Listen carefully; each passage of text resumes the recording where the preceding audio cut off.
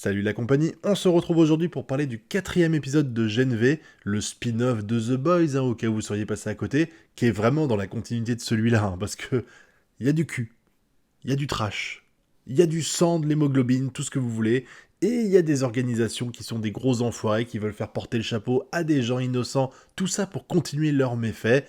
Et là, cet épisode-là, c'est la continuité de tout ça. Alors rappelez-vous, on avait fini l'épisode 3 avec Cricket, je crois qu'elle s'appelle, qui venait de tuer un garde. Là, on voit les élèves qu'on suit qui essayent de découvrir ce qui s'est passé, parce qu'ils découvrent des infos à droite à gauche. Il y a le traceur GPS qui est posé là et qui est en sang, donc ce qui veut dire que ils ont réussi à s'enfuir de l'endroit où ils étaient avant, donc ils sont plutôt rassurés, même s'ils savent pas où ils sont. J'aime beaucoup la relation entre les différents personnages, toute cette angoisse qu'il y a autour d'un côté, il faut retrouver Cricket, le frère de Golden Boy, là. Vraiment, on sent en fait qu'ils sont oppressés par tout ça, surtout que à côté, l'enquête elle suit son cours. Hein. La nana qui gère l'école, elle va se rendre compte qu'il reste, je crois que c'est une basket qu'elle va trouver, une basket minuscule. Donc elle va commencer à avoir des doutes sur le fait que Cricket est responsable de ça, puisqu'elle va carrément demander à Marie si elle l'a pas vu depuis longtemps. Marie va essayer de la couvrir et tout. On sent vraiment que ça se rapproche. Le moment où ils pourront plus s'en sortir approche à grands pas. Et puis on a le mec qui vient d'arriver là, qui s'appelle Paladin en français, je crois que c'est Knight en anglais. Oh, mais lui, c'est un enfoiré de première, c'est fou. Alors j'aime beaucoup le jeu qu'il y a avec la caméra avec lui, c'est-à-dire qu'il est là, il fait ses petits extraits, il s'entraîne au vocalise. On voit que son pouvoir c'est de réussir à voir le moindre petit détail. D'ailleurs quand il rencontre la doyenne de l'établissement, de l'université, il dit vous êtes en train d'ovuler, vous avez une goutte de transpiration ici. Il arrive à déceler tout ça et il va essayer en fait de trouver un bouc émissaire à ce qui s'est passé parce que non, on peut pas juste dire que le gars qui devait rentrer dans les 7 Golden Boy a pété un câble. Il faut trouver un prétexte, il faut trouver un bouc émissaire qui aurait fait passer ça pour un suicide ou qui serait responsable en fait de cette situation-là. Donc il va chercher un responsable parmi tout le monde. J'ai beaucoup aimé la façon dont il le fait et je me demandais comment ça allait finir parce que tous vont l'envoyer chier à un moment donné et tous vont avoir de bons arguments pour réussir pour le convaincre en fait de se servir de lui comme de telle personne comme bouc émissaire, que ce soit André, que ce soit Marie. À chaque fois, il y avait des choses qui n'allaient pas. On le voit bien. Bon, quand il l'interroge et qu'il dit je sens encore l'odeur de la chatte de la copine de ton meilleur ami dans la bouche là. Oh là là, je me suis dit il va péter une durite. Franchement, ça, ils ont plutôt réagi positivement à tout ça, je trouve. Enfin, ils ont eu de la chance, en fait, au final, parce que lui, il veut pas toucher au top 5 parce qu'il sait que ça. Il y a que le top 5 en fait qui pourrait incriminer, mais il faut pas parce que c'est des gens qui pourraient servir, alors qu'il y a une personne qui sert à rien, c'est la doyenne, et il va essayer de la faire plonger, et putain, ce passage-là est incroyable. Ce passage-là est incroyable. Quand elle va lui faire du chantage en montrant les caméras de surveillance qui le montrent en train de ken tous les trous qu'il trouve. Hein. Utilisons... D'ailleurs, le titre de cette émission, c'est Le Trou de la Vérité. Je crois qu'il l'a appelé comme ça. En français, c'est pas pareil, mais c'est le Glory machin en anglais. J'étais mort de rire. Surtout que après, on voit à un moment donné, il est en train de faire l'émission. C'est quelque chose qu'on n'avait pas remarqué au début. Il fait l'émission et à ce moment-là, il voit un tronc d'arbre avec un trou dedans. Et en fait, pendant qu'il parle à la caméra pour faire son émission, en fait, il regarde plus la caméra. Il est là, il est omnubilé par le trou qui est sur le côté. J'ai trouvé ça fou. Surtout la scène de fin où il veut absolument forniquer avec le chauffe-main, le chauffe-main, l'essuie-main, on va dire, électrique, là, qui envoie de la chaleur, et on le voit essayer de monter sur un truc pour être à la bonne hauteur, mais il l'est pas vraiment, donc il se plie les genoux et tout. Oh là là, il est d'un pathétique, ce gars. Il est d'un pathétique.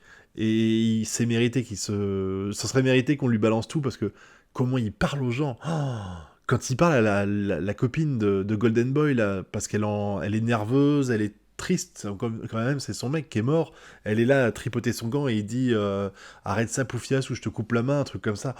Oh là là là, vraiment, tu sens que lui, c'est une raclure. Mais bon, au moins, ça a permis de faire éclater la vérité, hein, parce que l'autre, ça fait depuis le début qu'il voulait absolument on dise qu'il était responsable du fait d'avoir arrêté. Tu sens quand même qu'il est omnubilé. Le gars qui change de sexe, là, il est omnubilé par le fait d'avoir de la reconnaissance. Alors je peux comprendre, si t'es aussi bon que ça, et que t'es pas premier sous prétexte que ta transformation fait que tu deviens un homme ou une femme, que tu es asiatique et que du coup t'es pestiféré à cause de ça, ça doit être frustrant de se dire je mérite la première place, et je l'aurai jamais à cause de mes origines et du style de mon pouvoir, mais finalement, le fait qu'elle révèle la vérité, Ça va faire qu'il va y avoir un début de relation entre eux. On verra où ça mène, tout ça. Moi, c'est pas un truc qui m'intéresse spécialement. Ou alors, il faut vraiment que ça apporte quelque chose à l'histoire. Si c'est juste pour les mettre en couple comme ça, aucun intérêt. Bon, en tout cas, elle a trouvé le gros lot. Si elle est bisexuelle, elle a les deux à la fois. C'est magique.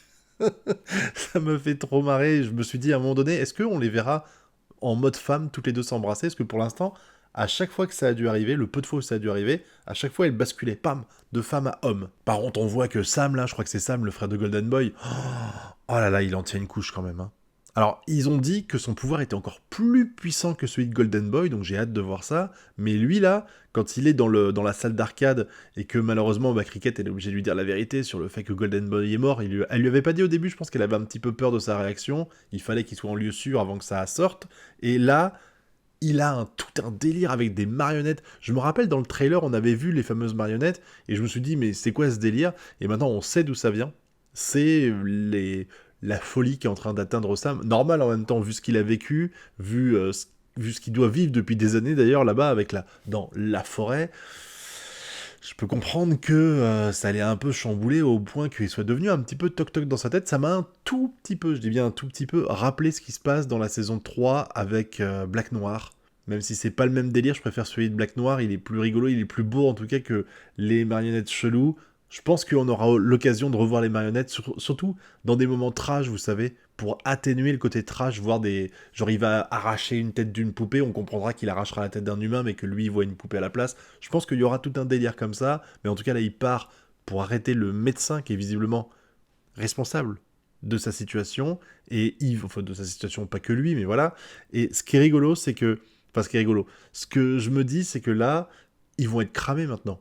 Parce qu'en fait, lui, il a réussi à trouver où il habitait, je crois qu'il savait déjà, donc il va y aller pour le buter. Finalement, les autres, ils vont débarquer au bon moment pour les sauver. J'étais content de voir, en fait, je me doutais que le pouvoir de Cricket, c'était pas que de rétrécir, pardon. Je me suis dit, si elle est capable de rétrécir en se faisant vomir, et que le fait de manger la fait grandir, il y a des chances qu'il n'y ait pas une limite. Genre, c'est pas quand elle a atteint sa bonne taille que si jamais elle remange, elle grandit pas. La preuve ici, en fait, quand ils arrivent pas à le maîtriser, elle bouffe, elle bouffe, elle bouffe, elle bouffe, et elle le bloque sur le sol, là. J'ai beaucoup aimé, j'aime beaucoup la relation qui est en train de se créer entre elle et lui. Vraiment, c'est super intéressant. On voit que de toute façon, elle, c'est un peu une pestiférée. D'ailleurs, j'aime bien le moment où il l'analyse quand il lui fait un compliment et qu'elle, elle prend une voix un peu spéciale et il dit mais tu fais toujours ça, tu dénigres quand je te fais un compliment, etc. Tu sens que elle arrive pas à accepter, tu sais, comme les gens des fois qui sont beaux et où on dit t'es beau et ils y croient pas, bah là c'est un petit peu ça en fait. Je trouve qu'elle est super, elle a beaucoup de charme cette fille, je trouve, et t'as l'impression que elle s'en rend pas compte. Et là, le fait que Sam le lui dise, eh ben elle a la même réaction, elle essaye de trouver de l'ironie dans tout ça pour faire genre, voilà, mais ça n'empêche que, tu sens que quelque chose se crée entre eux, parce que même quand elle l'arrête, elle est en mode gigantesque, le pose sur le sol et elle dit où tu iras, j'irai. On a dit qu'on ferait équipe, et c'est vrai que lui, ça a l'air de l'angoisser un petit peu, parce qu'il dit t'es une fille bien, donc tu vas m'abandonner. Il part du principe qu'il ne mérite pas d'être aimé. C'est là qu'on voit le lien entre les deux. Elle a l'impression en fait d'être une merde, et lui, il a l'impression d'être une merde aussi. Donc je sens que ça va finir en couple, c'est sûr et certain ça. En tout cas, à la fin de cet épisode, mais j'étais là, je me suis dit, mais j'ai bugué, c'est pas possible. Parce que quand on voit le moment où ils sont ensemble là, et une seconde après, elle est dans son pieu avec la nana justement, et elle se réveille en disant, mais qu'est-ce qui se passe là? Tu te doutes qu'il y a eu une couille dans le potage. Sans doute que, comme des gens ont dû voir que Sam était ici, donc j'imagine que l'école a été les chercher, qu'ils ont fait un truc qui fait qu'ils ont oublié ce qui s'est passé.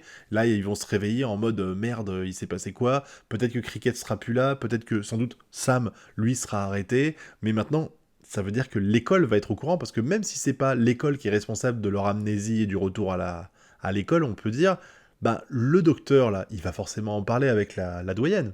Ça paraît évident. Et du coup, elle va pas avoir d'autre choix. Même si, enfin, j'allais dire, il va pas avoir d'autre choix que les virer. Mais en fait, c'est quand même le top 5. Je veux dire, t'as Golden Bond qui est mort. Tu peux pas arriver et dire, le top 5, il jarte aussi. En plus, il y a des gens qui vont se poser des questions. Donc, ça se trouve, elle est obligée de les garder juste pour faire genre, je suis au courant, fermez vos gueules, moi je ferme ma gueule, et on continue nos vies comme si de rien n'était, même si tu te doutes bien que ça va pas finir comme ça, et que forcément ça va partir en sucette, mais j'aime beaucoup. J'aime beaucoup la façon dont l'histoire est racontée, l'intrigue m'intéresse beaucoup. Je veux dire, Pour moi, c'est vraiment The Boys. Il manque peut-être des personnages très charismatiques comme du Butcher et du Homelander, mais ça n'empêche que l'intrigue me plaît, que les personnages, même s'ils sont un peu transparents par rapport à la série d'origine, et encore ça dépend lesquels, bah, me plaisent aussi. J'aime beaucoup, notamment la blonde qui a les gants, là, je trouve qu'elle est très intéressante. Je pensais vraiment que c'était une méchante au début, et non, elle est vraiment intéressante. Et puis, Marie, là, oh là là.